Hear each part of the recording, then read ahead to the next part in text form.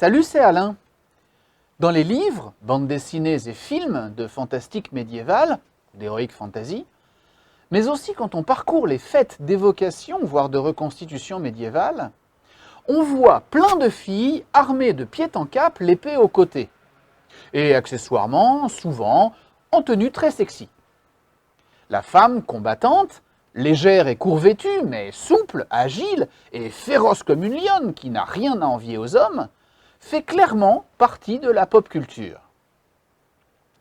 Ouais, mais historiquement, ça a une raison d'être ou pas? Au Moyen-Âge, finalement, est-ce qu'il existait des femmes guerrières, des chevalières ou des chevaleresses? Je ne sais pas trop comment il faut dire.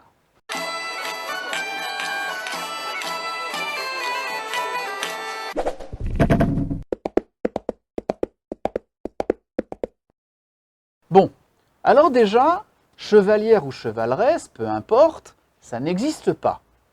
Rappelez-vous ma vidéo sur la chevalerie. Être chevalier, c'est un titre qui est donné lors d'une cérémonie, l'adoubement. Or, il n'y a aucune trace d'adoubement de femme. Il n'y a pas non plus de trace de fief donné par un seigneur à une femme.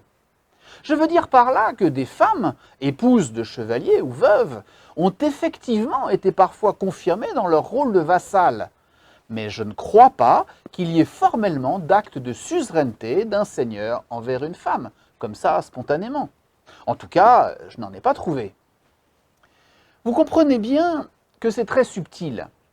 Une veuve, donc, peut occasionnellement prêter hommage de vassal, mais pas être adoubée, et donc devenir chevalier, chevalière, chevaleresse ou je ne sais pas quoi. En fait, ça revient à dire qu'elle va être plus considérée comme gestionnaire que comme guerrière. Et en plus, elle n'a pas le rôle religieux donné aux chevaliers. Ok, mais vous allez voir que dans les faits, c'est quand même pas si simple. On a donc deux situations différentes correspondant à cette notion de femme combattante. Il y a d'une part la femme qu'on pourrait qualifier de chef de guerre, qui est présente sur le champ de bataille et qui dirige ses troupes au combat. Alors qu'ils viennent jusqu'à moi, laissez-les approcher jusqu'à ce qu'ils s'écrasent contre nos murs. Et d'autre part, il y a la femme combattante à part entière qui porte les armes et se bat comme n'importe quel soldat ou chevalier. L'armure vous va très bien.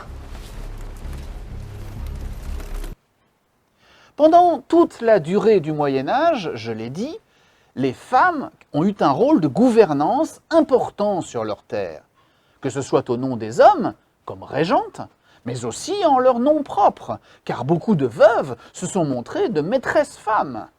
Elles ont fait preuve de courage et de détermination au combat. C'est par exemple Jeanne de Flandre, épouse de Jean de Montfort pendant la guerre de succession de Bretagne, commencée en 1341 et qui se retranche derrière les murs d'Hennebont en attendant des renforts. Assiégée par Charles de Blois, elle repousse les attaques, organisant même une sortie pour incendier le camp de ses ennemis. Elle y gagnera le surnom de Jeanne la Flamme. C'est aussi, toujours au XIVe siècle, dans un énième conflit qui oppose l'Écosse à l'Angleterre, la comtesse de Dunbar, surnommée Black Agnès en raison de ses cheveux noirs. Assiégée par les Anglais dans sa forteresse, elle résiste à leurs assauts pendant 5 mois. Un chroniqueur raconte même comment elle nargue son ennemi, le comte de Salisbury, en faisant monter sur les remparts une jeune fille richement vêtue qui essuie nonchalamment avec une serviette les impacts laissés par les boulets des machines de jet. Salisbury finira par lever le siège.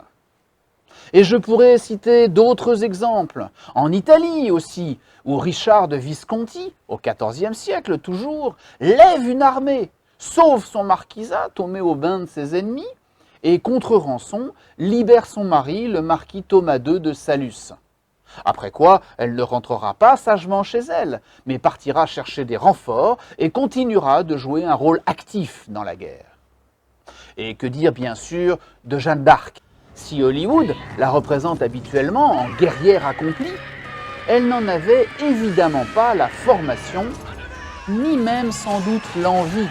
Sa foi Et le premier commandement de la Bible, « Tu ne tueras point », ne l'incitait guère à tenir l'épée. Sur son action réelle, les historiens hésitent encore et ne sont pas d'accord entre eux. Était-elle simple porte-drapeau de la cause royale, un chef de troupe avisé ou une vraie combattante? Difficile de cerner tout ça, mais ce qui est sûr, c'est qu'elle était bien présente au plus fort de la mêlée, menant ses troupes à l'assaut, montrant l'exemple du courage et de la détermination. Elle agissait en chef de guerre, entourée bien sûr de ses généraux et conseillers, mais loin sans doute d'être une potiche juste bonne à servir d'étendard politique. Que vous avertir que le sang répandu sera le vôtre, non le nôtre. Oui, bien sûr, Jeanne d'Arc est une exception, un cas à part. Il n'empêche que le rôle qu'elle a joué n'a pas choqué ses troupes, qui ont parfaitement admis qu'une femme combatte à leur côté, que dis-je, à leur tête. Elle fut condamnée plus tard, sous le prétexte d'avoir porté des habits d'homme, pas d'avoir porté les armes. Et la nuance est importante. Ce n'est pas les armes qui faisaient l'homme, mais les brais. Aucune de ces femmes ne portait donc véritablement l'épée ou une arme offensive. Mais d'autres, oui. Et les croisades nous en donnent beaucoup de preuves. Déjà, il y a cette femme à la mante verte, lors du siège d'Acre en 1191, fine archère qui ne cessait de lancer des flèches et atteignit plusieurs ennemis. L'historien arabe Béa ed-Din, qui fut le compagnon de Saladin, nous rapporte l'histoire et comment, après l'avoir tué, ils rapportèrent son arc au sultan. Et il rapporta aussi comment cette autre femme, au siège du château de Burzet, dirigeait son mangonneau avec une telle adresse qu'elle fit du petit bois des machines de guerre ennemies. Ok, des combattantes donc, mais elles ne portent toujours pas l'épée, me direz-vous. Il y a bien cette tombe qui avait été découverte au XIXe siècle et qu'on croyait appartenir à un guerrier viking en raison de la présence d'armes, mais dont des études génétiques viennent de prouver qu'elle appartenait en fait à une femme. Une guerrière donc, enterrée avec son épée. Oui, mais non, parce qu'une épée c'est un objet précieux qu'on trouve en fait assez rarement dans les tombes, fût-ce de guerrier. Une épée, surtout une bonne épée, ça coûte cher et c'est très symbolique. Alors ça se transmet au sein du clan, de la famille. Quand elle est trop usée, on l'enterre alors avec le chef de famille, le représentant mâle de la lignée, ou d'une femme si c'est elle qui fait office de chef à ce moment-là. Donc soyez critiques et très prudents, ne tirez pas de conclusions faciles et hâtives, et cette tombe n'a pas encore livré tous ses secrets. Ouais, mais les Vikings sont quand même les inventeurs des femmes guerrières les plus badass de la mythologie quand même.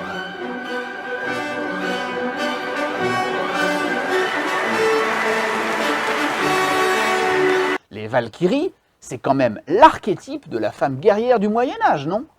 Les Grecs avaient Athéna, d'accord, mais là on a quand même un peuple qui a doté son dieu suprême, Odin, d'une garde rapprochée de femmes guerrières qui n'ont rien à envier aux hommes. Et cette idée ne les choquait pas. Et justement, on retrouve leurs héritières dans le monde des hommes pendant la croisade, comme la Normande Sichelgaït, femme de Robert Guiscard, et capable de s'armer comme un soldat, de se battre et de rallier les fuyards pour les ramener au combat, comme le rapporte Anne Comnène, historienne et princesse byzantine au XIIe siècle.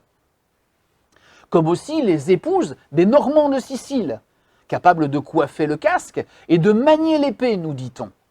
Mais je peux aussi vous citer la margravine Ida d'Autriche, qui, veuve, prend elle-même les armes et part pour la Terre Sainte en 1101, où elle disparaîtra quand les croisés se font écraser par les Turcs près d'Héracléa Sibystra, laissant cours à des rumeurs d'enlèvement et d'enfermement dans un harem. Les croisades furent l'occasion de nombreux actes de bravoure et les femmes, les armes à la main, y furent bel et bien présentes. Alors, seulement les croisades, parce que les circonstances étaient exceptionnelles? Mais l'histoire nous donne encore l'exemple de Mathilde de Canossa, fin XIe siècle, lors de la querelle des investitures. celle-là même qui oblige l'empereur Henri IV lui-même à demander pardon au pape et à faire amende honorable. Et un moine anglais du XIIe siècle l'a dit, je cite, « semblable à une Amazone, car elle portait les armes et combattait ». Bon, j'arrête avec les exemples. J'espère que vous avez compris que loin d'être des anecdotes isolées, elles nous montrent que le Moyen-Âge a été le terrain de jeu de nombreuses femmes qui n'ont pas hésité à s'armer au sens littéral du terme et à se battre pied à pied avec les hommes. Je ne suis pas un homme. Alors bien sûr, tous ces exemples ne montrent que des femmes nobles et puissantes. Il n'y en avait donc pas dans la piétaille? Pas de mégère en colère, armée de ce qui lui tombe sous la main et poursuivant ses ennemis, la hache à la main? Pas de jeune aventurière pauvre qui quitte tout pour rejoindre les troupes à pied? Pourtant, les textes disent bien que dans la foule qui suit la croisade, il y a autant d'hommes que de femmes. N'étaient-elles que des cantinières, ou pire, des femmes à soldats? Eh bien, comme tout à l'heure, attention aux conclusions hâtives. La vérité est qu'on n'en sait rien parce que la piétaille n'est jamais décrite dans les textes. On ne sait rien d'eux, à moins d'actes exceptionnels qui sont évidemment rares, puisqu'ils sont exceptionnels. Mais on est en droit d'imaginer que oui, il y a bien dû y avoir quelques femmes combattantes parmi eux. Alors bien sûr, elles ne sont pas formées, pas entraînées, mais pas moins que n'importe quel homme du peuple en fait. Quant aux femmes, dont j'ai parlé plus tôt, celles qui ont marqué l'histoire, est-ce qu'elles ont suivi un entraînement? Rien ne le permet de le dire, évidemment. L'entraînement militaire est réservé aux hommes, comme la formation de chevaliers. Est-ce que quelques jeunes filles se sont entraînées en cachette, sous l'œil complaisant de leur père? Possible, mais c'est surtout un beau scénario de film hollywoodien. Ce qui est sûr, c'est qu'elles devaient se battre avec le même équipement que les hommes, et pas à moitié à poil, comme la culture pop aime à la représenter.